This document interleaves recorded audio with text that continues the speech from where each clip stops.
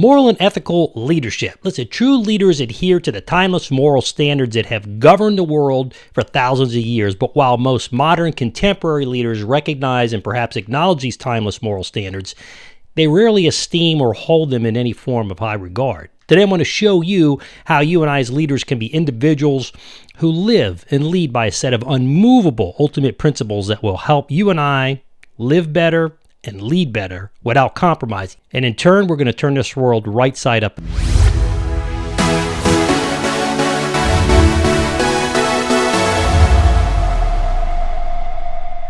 Greetings, everybody. My name is Stephen Garofalo. This is Reason for Truth, where the truth comes first and the reasons come last, but where we're always and constantly learning, because when we stop learning, we stop teaching, or at least stop teaching well. Reason for Truth is the channel and the organization that helps you, both Christian and non-Christians, cut through the fog of culture's distorted truth, because in our relative world, the truth doesn't change, but the human will to distort it certainly does. We cut through the distortion of current events with the truth as an antidote to the false messages and pervasive that is so pervasive in our world today. But before we get started, man, you want to do something real quickly. Bam, reach down, get that subscribe button, knock it out, boom, and then go ahead and click the alert bell down below. You're not going to miss any of these episodes. Listen, what is morality? What is moral speaks to what is right as opposed to what is wrong. True leaders don't allow their ego to get in the way, but rather put others before ourselves in sense of being servant leaders. See, true leaders adhere to the timeless moral standards that have governed the world for thousands of years. Most modern contemporary leaders acknowledge and even recognize these timeless moral standards, but they rarely esteem them. They, again, hold them in higher regard. I'm going to repeat that, or implement them in their sphere of influence as, of corporate or governmental, leaders, as leaders in those areas. So how many leaders do you see in today's world asking themselves the question, or how many of us ask us the questions, the moral or ethical questions regarding any major or minor decision as to what is wrong and what is right? Most leaders today don't ask themselves, is this decision or that opportunity available to me morally or ethically to begin with?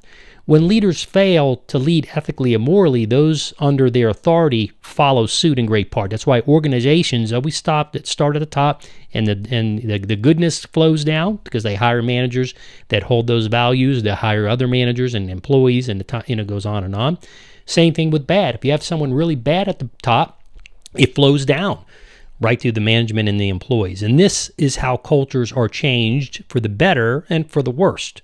Most leaders in the modern age are end-centered in their morality and ethics, meaning that if they can get away with anything to their personal benefit, it's a good act. It's only in the case that they get caught and have real consequences that makes their unethical actions bad, or not bad, or good, or right, or wrong. See, end-centered ethics and morality is dangerous and destructive if we partake in that, and to the culture at large, and to all of us. So how has this affected you and I today? Well, this has led to a real ethical crisis among the modern leader. This crisis of leadership is reflective of one great violation, which is the rejection of God's moral absolutes. You see, when our leaders, as well as you and I and all people or anybody, fail to honor the Judeo-Christian moral principles, the natural law and the moral law that we all know, people of all cultures, as right or wrong, listen, that are accepted and have guided culture. These things, the natural law and the moral law, have guided cultures around the world for thousands of years.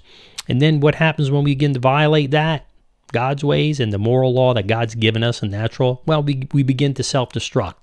We didn't get here in a day. We're not going to get back in a day.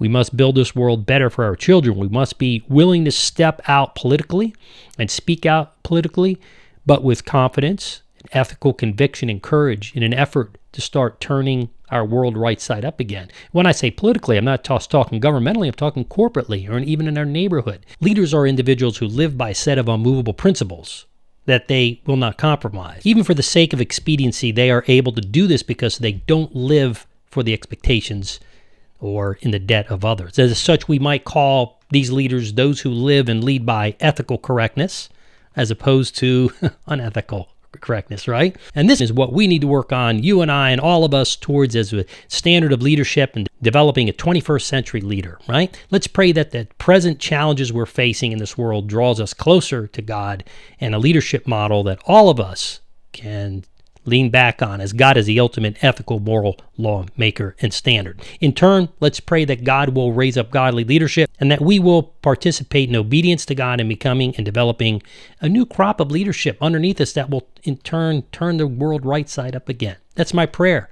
A great resource that I can't recommend as high enough is my first book, Right for You But Not for Me, A Response to Moral Relativism. You just go to equippedacademy.com. Just go to books and resources there. This will be listed. In closing, please subscribe, man. Boom. This God Seal Sinistra. Nail that subscription button and just click that little alert bell down there. But lastly, listen, if you want to connect with me and our community more deeply, just go to StephenGarofalo.com and I'll put actually a link that goes right to the video with that below. That's a great way. I post there. If you want to see what I really post, you're not going to see that on your traditional, social media platforms. Appreciate you tuning in for another episode of Reason for Truth. We'll see you over at the Locals channel. I'm Stevie Garofalo, and this is your Reason for Truth for today.